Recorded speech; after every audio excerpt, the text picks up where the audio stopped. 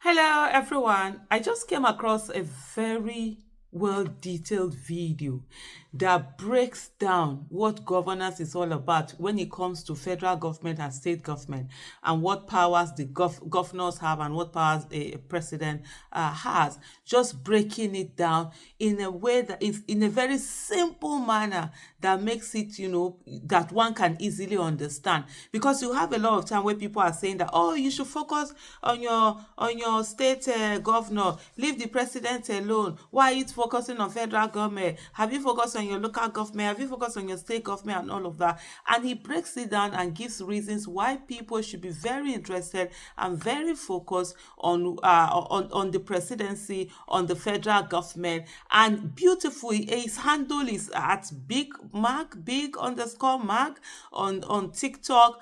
Please find him and just follow him. I think this is someone that breaks down governance to a very, how do I put it, uh a very understandable kind of a thing. It's not, when you're looking at governance, sometimes people speak in such complicated languages, use words that get you more confused. But in his own case, he just breaks it down.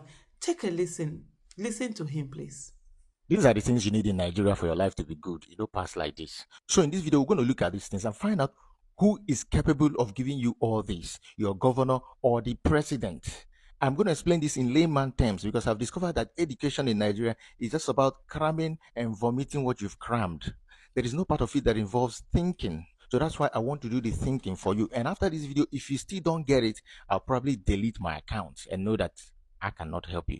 Let's start with food security.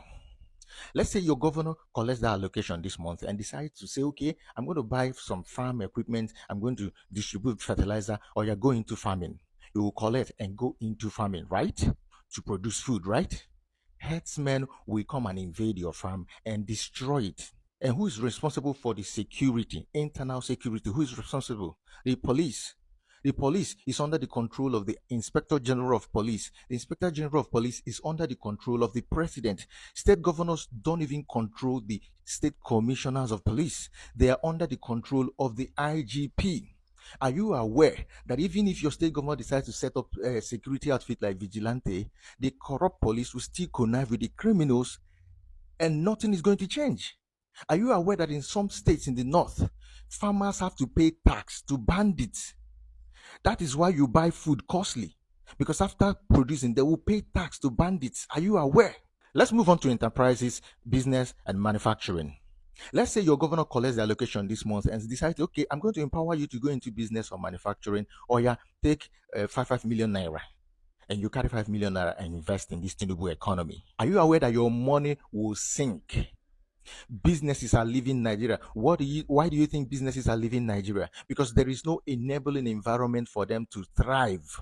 Who is responsible for enabling conducive business environment? The FG, through policies, not your state.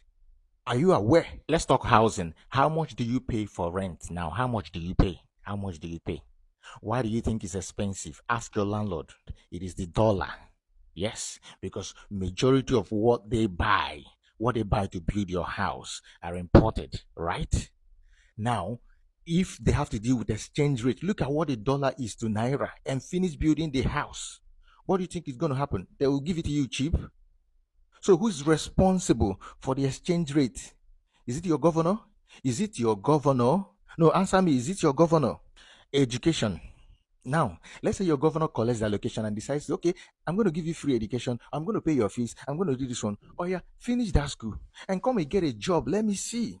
Come and get a job. Do you know what creates jobs? Jobs are created when people have enabling environment to go into business and manufacturing so that they create jobs.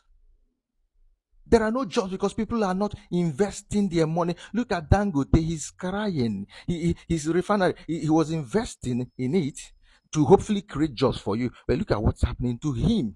He's the richest man in your country. You tell me what you're going to invest in this country to create job for people after that your school, that your governor has paid your fees. Come and get a job. Let me see. Infrastructure, because at the end of the day, your governor should go and build you that flyover and build you that airport. Okay, come and buy a car now and ply the flyover. Let me see. Do you know how much Corolla, the small Corolla, do you know how much it is sold now?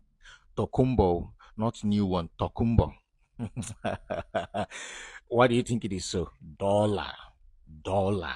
Who is responsible for the exchange rate? It is not your governor. It is not your governor.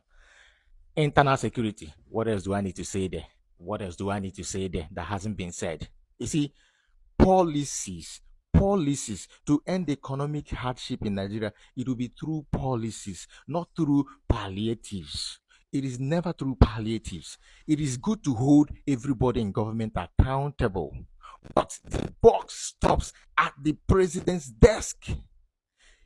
What is the point of your governor making effort? Yes, they can try and improve your life a little bit, but not significantly. Because at the end of the day, they are being sabotaged by the federal government. Anybody who is telling you to leave the president and hold your governor does not like you.